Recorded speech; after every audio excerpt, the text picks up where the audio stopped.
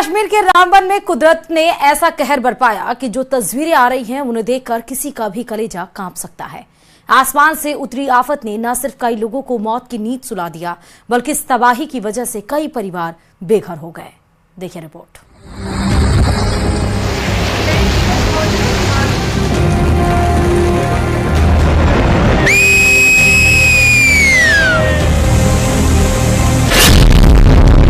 कुदरत के रौद्र की भयानक तस्वीरें।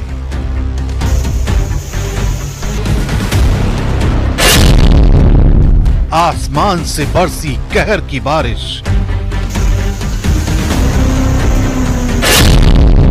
और फिर फट पड़ी जमीन। भयंकर भूस्खलन ने ली लिए सपने और जिंदगी।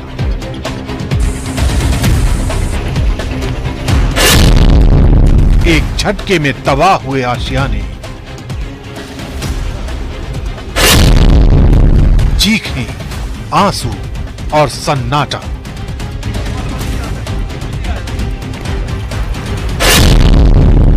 रामबन में कुदरत ने छोड़ी एक दर्दनाक कहानी।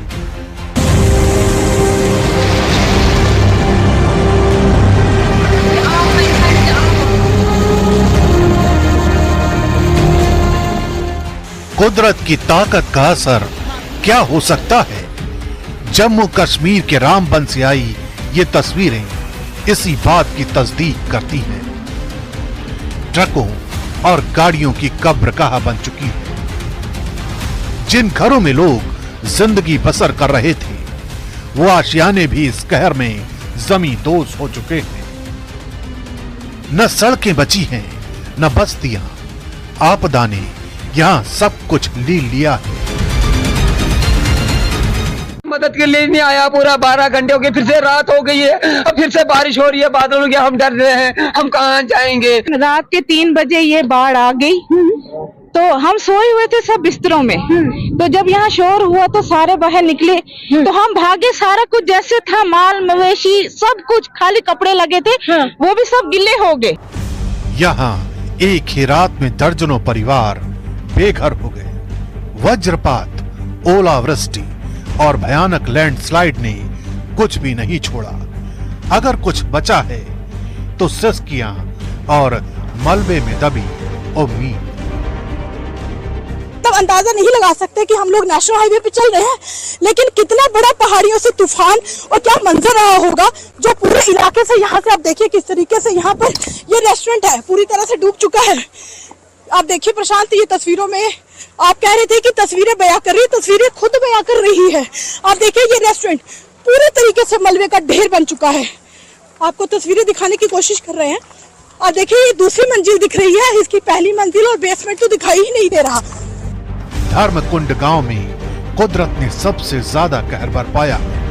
40 घरों ने आपदा का दंश झेला है। 10 आशियाने पूरी तरह तबाह हो चुके हैं। हालात बेहद गंभीर हैं। इसलिए शासन और प्रशासन लगातार हालात का मुआयना कर रहा है। तबाही के मंजर को अब सही करने के लिए पहुंचा है पीला पंजा। ये पीला पंजा अब जैसे जैसे यहाँ पर रास्ते को साफ कर रहा है।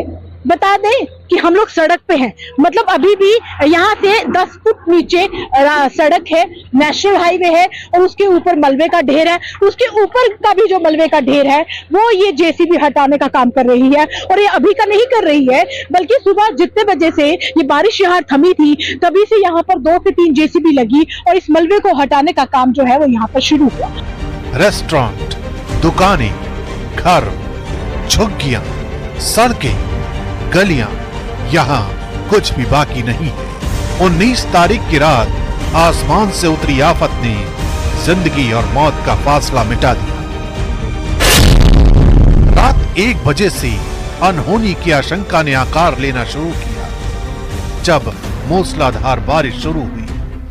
बारिश इस कदर हुई कि सिर्फ 1 घंटे के भीतर यानी रात 2 बजे बारिश ने सैलाब का रूप ले लिया। आलम यह हो गया कि सुबह 3:30 बजे तक रामबन का 14 किलोमीटर का इलाका सैलाब और लैंडस्लाइड में समा गया। सुबह की पहली किरण जब रामबन पर पड़ी तब तक सब कुछ बर्बाद हो चुका था। SHO ने कार्रवाई करते हुए भी धर्मकुंड वाले ने 100 लोगों को रेस्क्यू किया और उनको हाई सेकेंडरी स्कूल में रखा, लेकिन उसके बाद में वो अपने रिश्तेदारों के घर चले गए। इसी टाइप से हमने बनिहाल से भी पता किया, वहां भी एक फैमिली को रेस्क्यू उन्होंने किया। चंद्रकोट में हालात ठीक थे और बटोत में किसी कदर तक हालात ठीक थे, लेकिन रामबन में जो सबसे बड़ी प्रॉब्लम थी वो हमारे SDPO और SHO उस ठीक 4 बजे आके मोहल्ले में पहुंचे, आगे पीछे के मोहल्ले में चेक किया और जहां तक भी लोगों की रिक्वायरमेंट थी उसको पूरा किया।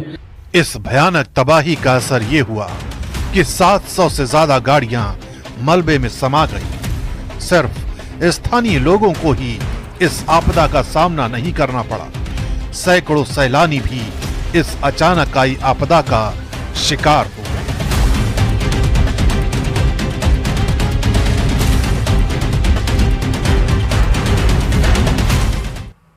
संशोधन कानून के खिलाफ ओवैसी सियासी रोटी सेकने में पूरी ताकत झोंकती है। वक्फ कानून के बहाने ओवैसी बीजेपी पर हमलावर है, तो वहीं कुछ ऐसी भी मौलाना है जो वक्फ संशोधन बिल के समर्थन में खड़े नजर आ रहे हैं। ओवैसी जैसे लोगों पर मुस्लिमों को भड़काने का आरोप लगा रहे हैं और इसी पर देखिए ये रिपोर्ट।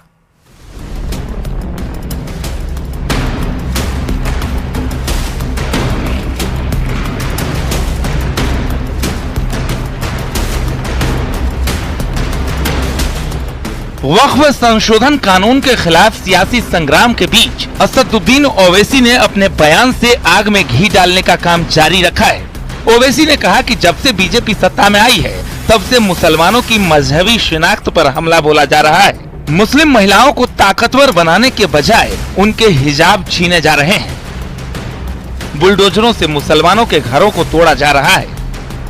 11 साल से नरेंद्र मोदी सिर्फ मुसलमानों की मजहबी शनाख्त पर हमला कर रहे हैं। 11 साल से नरेंद्र मोदी सिर्फ मुसलमानों की मस्जिदों को छीनने की कोशिश कर रहे हैं।